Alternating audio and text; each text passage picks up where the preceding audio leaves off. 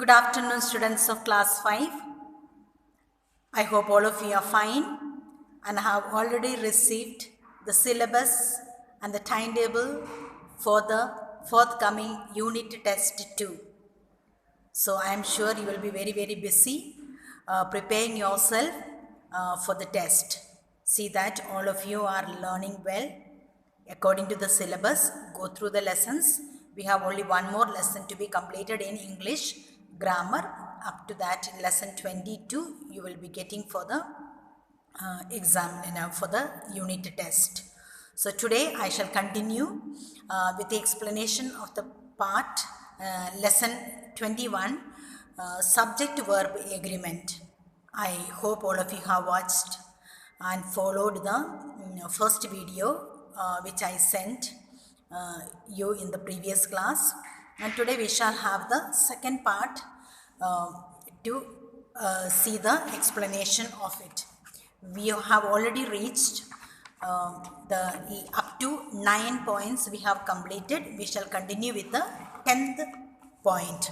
Kindly open your book and follow along with me, page 84. I told you there is always an agreement between subject and the verb. Without having an agreement, especially remember a singular subject need to be agreed with a singular verb and plural subject with a plural verb. This is what in the previous class I explained to you. Now today we have the 10th point. A collective noun takes a singular verb when the group is considered as a single unit. But when the individuals are considered separately, it takes a plural verb. When the ship arrived at the port, the crew were welcomed by the people. The ship's crew is diligent. Means to say, when the ship arrived at the port, there is a group is considered as a single unit.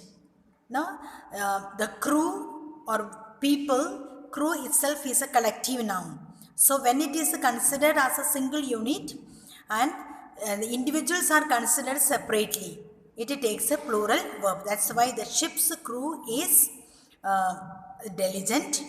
It is taken as a singular.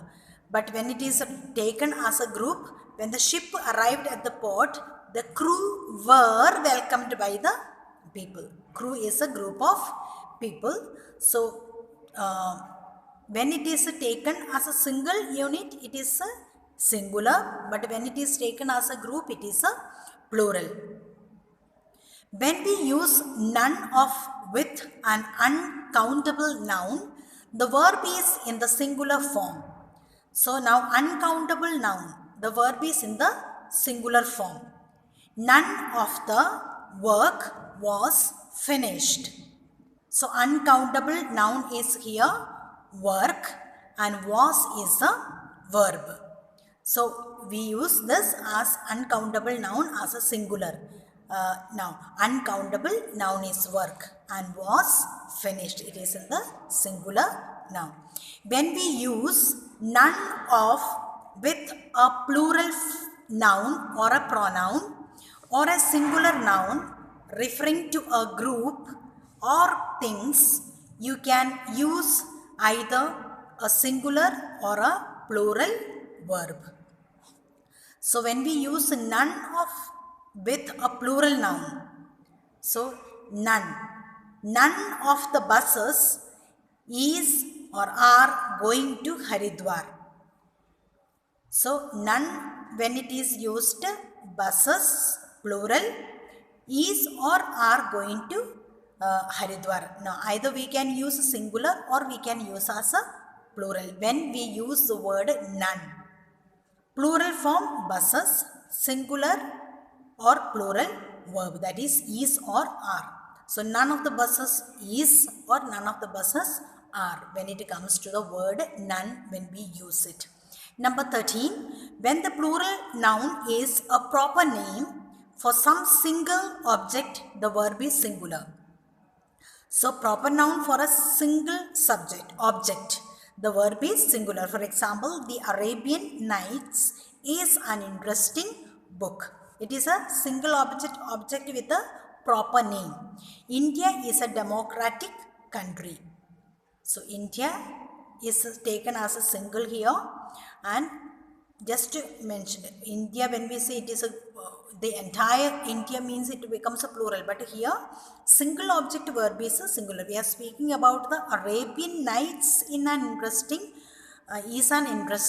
book. India is a democratic country. We are taking the object as a democratic here, and Arabian Nights is an interesting book.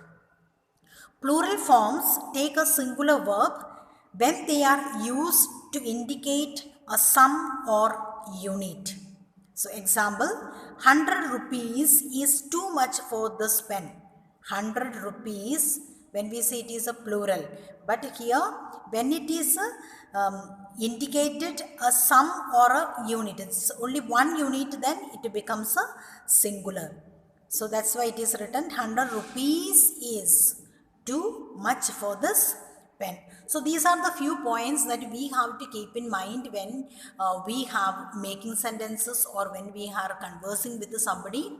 So this type of most probably we make this type of mistake when we use none. No, we are confused is or to use or was to use. So 100 rupee note. No, we say 100 rupee note.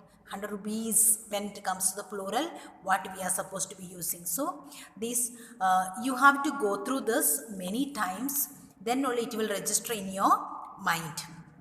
So if you have any doubt regarding this lesson, when we will have the class, you can ask. We have the overall view in a sentence. The subject and verb are always in agreement. A singular verb is used with a singular subject.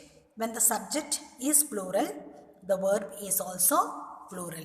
So please go through once again many times this lesson and do the homework given in page 85 and exercises 85 and 86.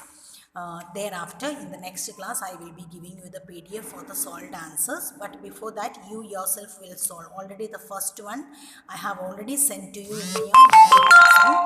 So see that you match it up whether it is right or wrong. Then you will be getting ready for your test. In the next class, we will be taking the lesson 22, the tense. We will take that. Thereafter we will continue with our revision work. Before that, say that you will get your syllabus, look at how many sentences and how many lessons are coming. According to that, you begin to prepare the lessons. Thank you.